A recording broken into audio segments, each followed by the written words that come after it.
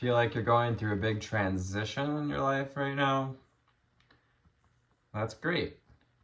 Today I ask you to lean on loved ones who get how you think. Hello, high flyers, and welcome to May 28th and 29th. Wow, just like blasting through the month of May. Feel like it went rather quickly, but also much to be gleamed at the same time. Before I pick up those cards, we start out today with the Six of Swords. It's that energy of transition. Transitioning from places, these minefields, with these swords kind of hanging out in the rain. We're transitioning out of these piles of entanglements of the mind. And you're being asked to call on the lover's energy, to call on the divine masculine and feminine, as well as anyone who we feel we're devoted to with the number 6, that we have that energy of devotion with, intimacy with the lovers. It's helping you to transition to a place of stability. The Four of Wands is the underlying energy. Finding the stability, taking some time to tune into your foundations, building our foundations, building connections by allowing ourselves to be vulnerable enough. And as we step into the 29th, we may face hypervigilance or find ourselves being paranoid, kind of sleeping with one eye open, through anxiousness or concerns about how things may pan out, how we're going to move forward, or how will other people see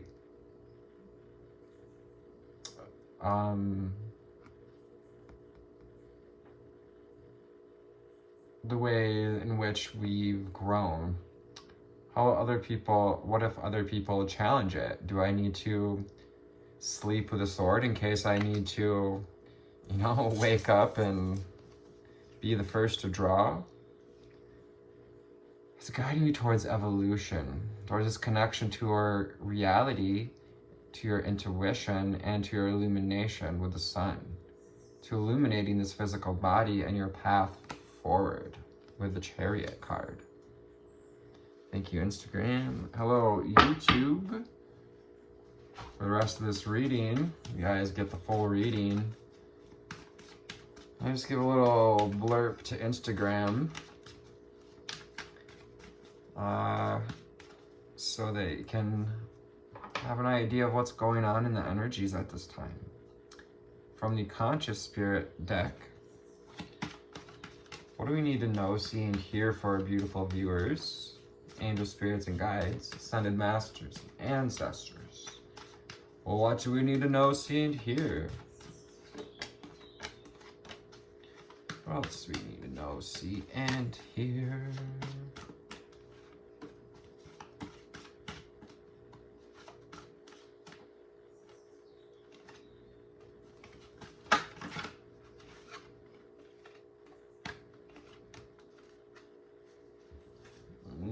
So we're kind of stirring the pot, stirring that cauldron of wisdom, the flames of wisdom. Growing these connections of wisdom, perhaps calling on a wise elder, a grandmother, a mother figure. We have the crone, so that crone figure, the medicine man, medicine woman. Who is your medicine man, medicine woman in your life? And how can you be vulnerable enough to allow them to help you to move the needle forward, to help you to transition, and to find the wisdom in things with the owl? Utilize the power of this intuition. 444 on the timer. Remember your foundations. Intuition, gratitude, courage.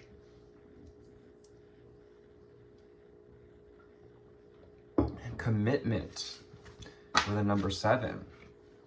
So while the 7 of Swords, the number 7, a 7-day in Gemini season may bring up some paranoia, some excitable thoughts. Perhaps, that mental energy has been overstimulated by Gemini season, by this day in particular. Our first card underneath, we have the crown chakra. So in days previous, we were talking about stepping into that Aerophant energy, to tap into a place of wisdom, to open up to wisdom, to open up to being this conduit through the crown. And wearing this crown, knowing that it can be a heavy weight to bear the weight of wisdom. So we have to integrate, we have to share this process with those that we're devoted to. The reason we started this journey in the first place is probably because we wanted to be a better friend, a better lover, a better partner. I know that I am part of Source and my life is guided by divine wisdom. Just know that you're being guided by divine wisdom at this time, whether it's through me, through loved ones, through higher self, or Divine Mother, Father. It's that crown chakra energy connected to your personal power and your self-mastery over your mentality. When we can clear that mental field, when we can wash away the barriers of the mind, we free space for wisdom, for connection, and healing. Healing coming forward with the sun goddess, Sekhmet. Also feeling her presence. I celebrate the sunrise and recognize the healing energies of the sun. The sun was believed in Egyptian times to be being ushered through the sky in like a transition, constantly in movement. Sun represents movement. That which continues to move, continue to grow, heals. That which is stagnant, decays and dies. Celebrate this life, celebrate this transition.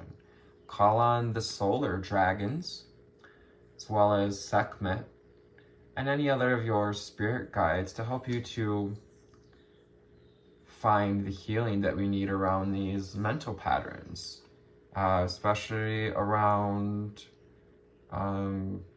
immaturity triggers from previous days' energy with the 5 of Swords, as well as this paranoia, hypervigilance. Finding healing too by connecting to allowing the sun to rise within you, allowing grace to be for you, Earth Angel. So you can offer this healing to others.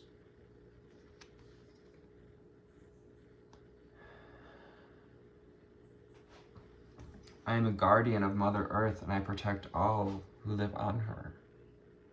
Call on our Mother Goddess, the Divine Mother. Connect to your spirit and nature. And bring forth that energy of your connection to Mother Earth. We may be an earth sign. We may also be an air sign, fire sign with the 4 of Wands and the flames of wisdom. Definitely fire signs out here. Guardian of Mother Earth.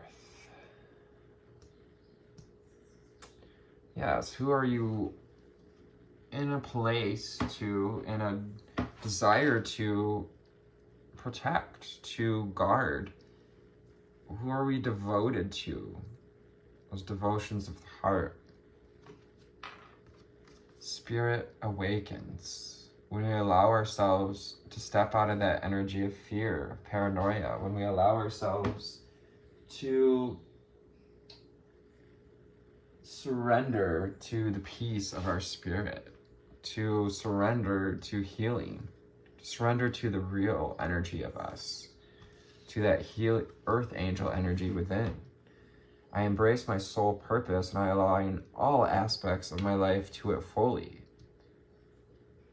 This is that evolution with the Chariot card, with Spirit Awakens, evolving into more of a stable, confident, and courageous position, connection to our strength, our stability,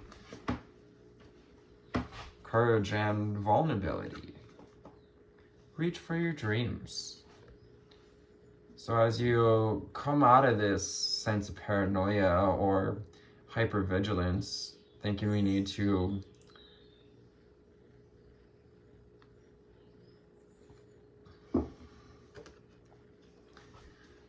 cut off cut off your ear to sake your nose? I don't know how that saying goes. I'm the creator of my own dreams and I achieve them with confidence.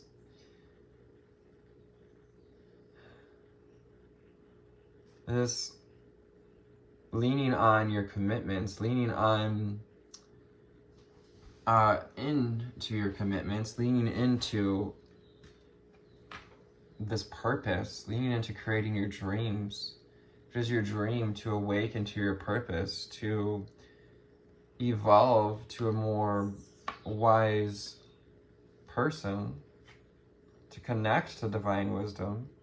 Know that you're the creator of your own dreams, and you create with your thoughts. You create through your perception. What are you choosing to give your mental energy to? Giving your power of perception to? Say, what are you giving your power to? Excuse the commercial, folks. Reach for your dreams and then reach out. Reach out if you need help. Reach out if you need help at this time of transitioning back into society, transitioning back into a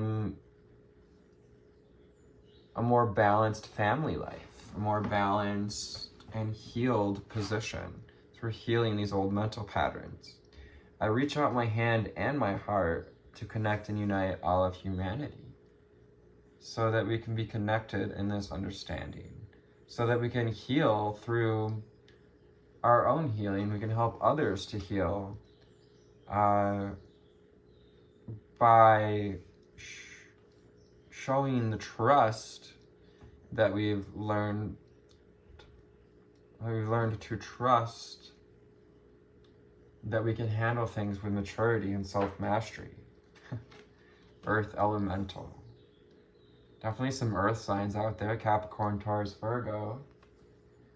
I am gratefully accept the abundance the earth bestows on me. Number 6. It's that energy of devotion. You devote yourself to gratitude today, to having gratitude for all that we've received, and having gratitude for what we're releasing as well. Having gratitude for Earth Elemental, the conscious of the earth, which helps us to alchemize and that energy, to transmute it. Yeah, gratitude, abundance, forest frolic and maiden. So bringing forward that energy of fun. I acknowledge my inner child and I open my heart to the joy they bring. Perhaps taking some sacred plant medicine. We have synchronicities of butterflies, of squirrels today. But opening up, opening our hearts, opening our arms to a loving embrace, to feeling the loving embrace, and opening up to your own earth angel by getting earth angel energy, by getting into touch with your inner child. Yeah, back to back, we have this Earth Elemental and the Maiden. You're stepping into this more playful energy of being able to exist in the physical plane, but to do it in a joyful way and to bring healing, to, yeah.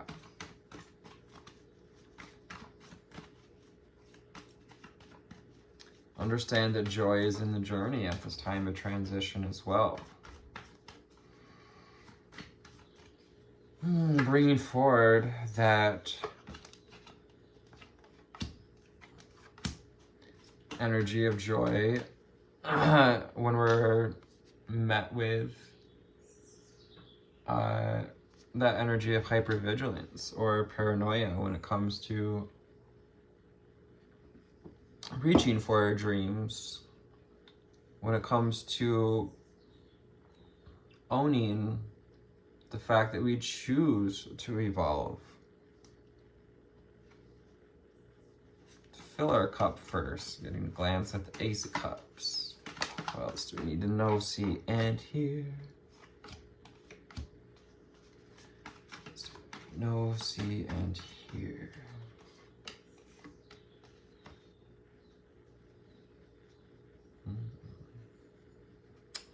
So yeah, it's overcoming this ego, overcoming those toxic mental patterns with the devil, overcoming any, just that sense of ego, any sense of codependency or bondage to those old patterns. Hummingbird for synchronicity. We have the Nine of Wands. We may be feeling a little beat up, a little battered. The Nine of Wands asks you to look at your experiences, to take the time to integrate the experiences that we've gone through, to allow yourself some healing at this time as well, after all that we've been through, and to see yourself holding your wand of power, to see the strength that you've called in, the spirit that you've awakened, and call on your inner child to help you to have joy at this time for feeling a little beat up by life, for feeling a little beat up by this growth, having some growing pains, if you will. Or even literally, physically having growing pains. The Tower. Change is inevitable. Change is the only constant in the universe. The Tower is the energy of upheaval. It's time to upheave this paranoia, to look underneath it, to stop sweeping our ways of thinking under the rug, to put to rest, to put to death, with the Death card, those egoic ways, to overcome dogma as well, as the Death card rides towards our bishop there, pleading for this energy of death, pleading for a shadow to not show, for change, for this ego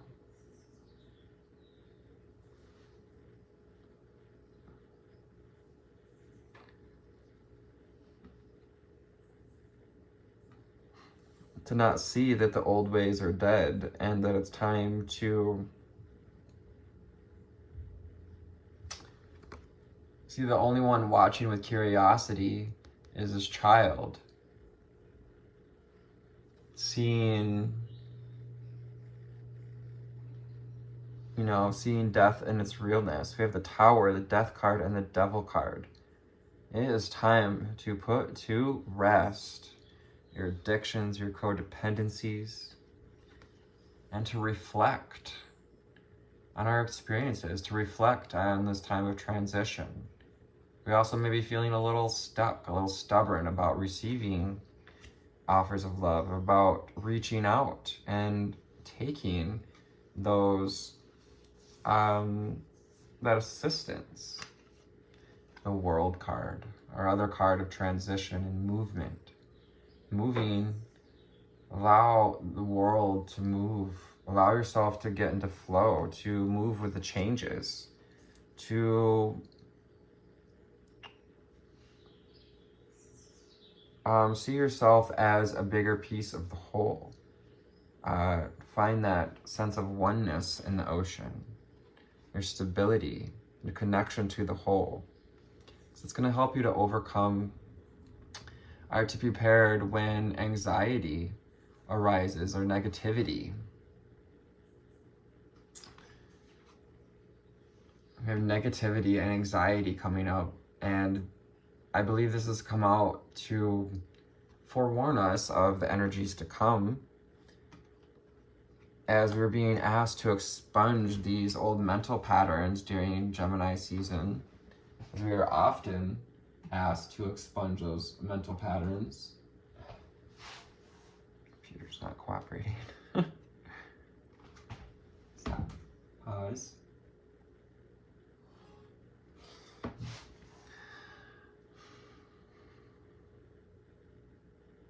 Impatience, anxiety, negativity. 9 of Swords, 8 of Swords reminds us to reflect on what these experiences gave us and call on others to help us to heal from these situations that can help us to understand, that maybe understand how we think, so that you can lean into your commitments, so we can wash away consistently and committedly those, whatever's keeping us from nurturing the reality we would like to create, from nurturing your commitments. The 7 of Pentacles asks you to keep watering your garden, to keep reaching for your dreams. Especially at this time when we may be receiving these overwhelming energies. Keep moving forward. Keep evolving. Take care, fires. I love you. Namaste. Bye.